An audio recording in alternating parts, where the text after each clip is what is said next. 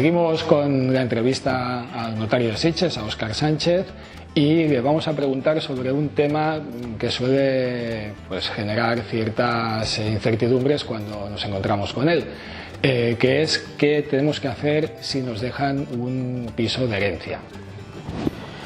Pues a ver, sí que plantea incertidumbre, sobre todo ahora porque hay que pagar muchos impuestos, sobre todo si no eres hijo, lo explicaré después, o a veces hay deudas del causante que tú, si eres heredero y aceptas la herencia, como explicaré ahora, podrías llegar a asumir esas deudas.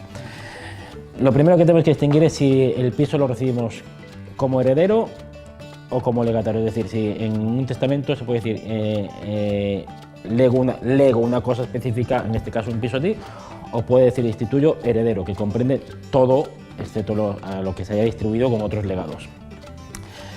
Si lo recibimos como heredero, pues hay que, en primer lugar,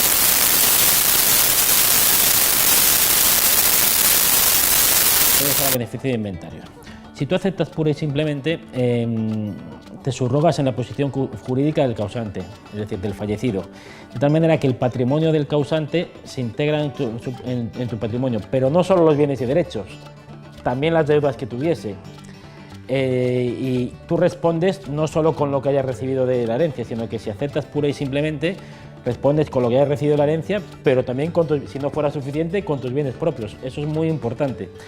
En Cataluña, no obstante, no afecta tanto porque en virtud del libro cuarto del Código Civil de Cataluña, aunque siempre que el heredero haga inventario en la forma y con el procedimiento legalmente establecido, incluyendo en ese inventario no solo los bienes y derechos, sino también las deudas del causante, que conozca o pueda razonablemente conocer, a veces no lo conoce, y dicen, es que no lo conocía, no, tienes que tener una cierta diligencia en saberlas.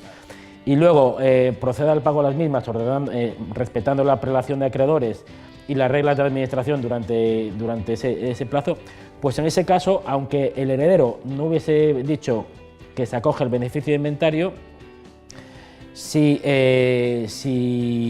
cumple estos requisitos, este beneficio se le aplica, incluso aunque haya dicho que acepta pura y simplemente. Y dirás, ¿qué es el beneficio de inventario? Pues el beneficio de inventario es precisamente para evitar lo anterior, es decir, acepto la herencia, pero de tal manera que solo soy responsable de las deudas y cargas que tú pudieras tener con los bienes que recibo. Si hubiese más deudas, hasta ahí llego. Eso es muy importante y en Cataluña, como he dicho, eso está muy favorecido siempre que cumple los requisitos legales. Entonces, otra cosa, como decía, es que recibas el inmueble, en este caso, por vía de legado, es decir, que el testador instituye un heredero, pero a ti te dejo específicamente este legado. En este caso, el legatario no responde de las deudas. Si tiene, por ejemplo, un piso con una hipoteca, no responde de la hipoteca, salvo que el testador haya puesto que sí, que deja el legado y la hipoteca y el préstamo hipotecario.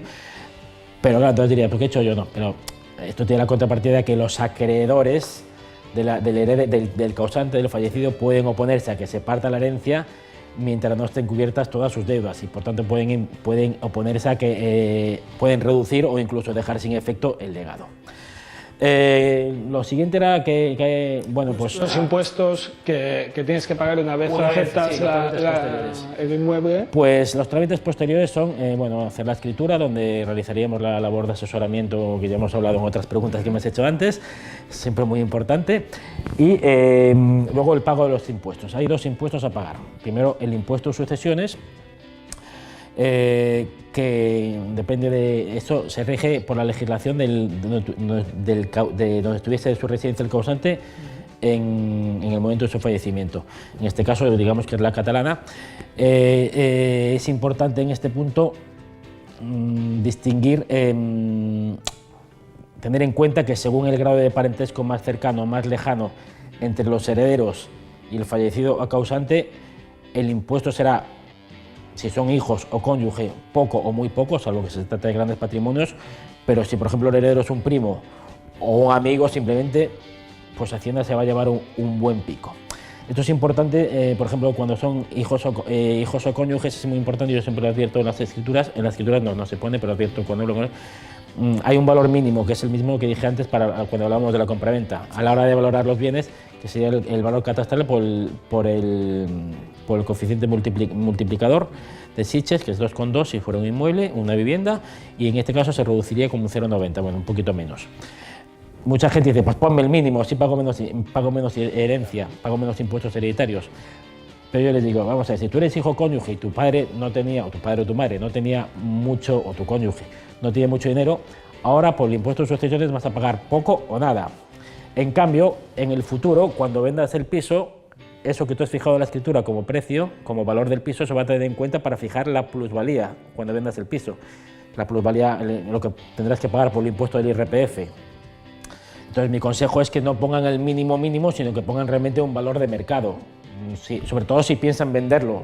Alguna gente me dice, es que no quiero venderlo nunca. Digo, pues como quiera, pero bueno, aún así, el nunca a veces se convierte en pronto porque hay necesidades.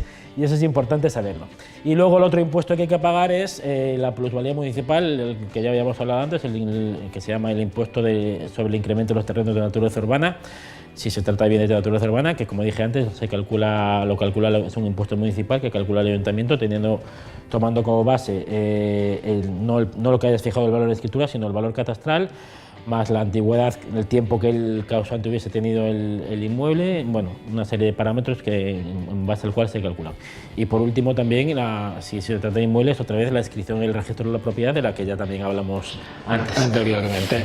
Muy bien, pues queda claro que bueno, en principio cuando alguien nos deja una propiedad en herencia es una cosa positiva, pero hay que tener en cuenta sobre todo la forma como la heredamos para que después no tengamos ningún disgusto a nivel fiscal. Sí, porque eso, ten en cuenta que aunque, como dije antes, ahora en Cataluña, gracias a Dios, por otra parte, el beneficio de inventario se concede aunque no lo pidas expresamente, porque por ejemplo en Madrid no, hay que pedirlo expresamente y además los requisitos son mayores.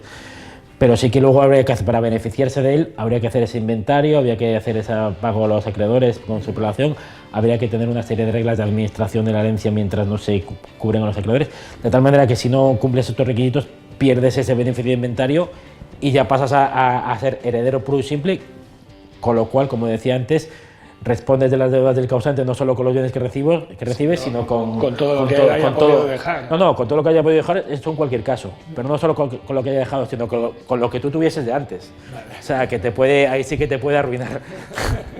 Pues importante tener esto en cuenta antes de aceptar la herencia. Pero bueno, la mayoría de las veces la gente no deja tantas deudas, pero bueno. La gente suele llegar al final con las cosas bastante claras y saneadas. Pero bueno, son aspectos que tenemos que tener en cuenta, porque aunque no nos apetece a nadie perder una persona querida, de vez en cuando pues nos toca. Pues muy bien, Óscar, queda muy claro cómo se hace lo que se puede.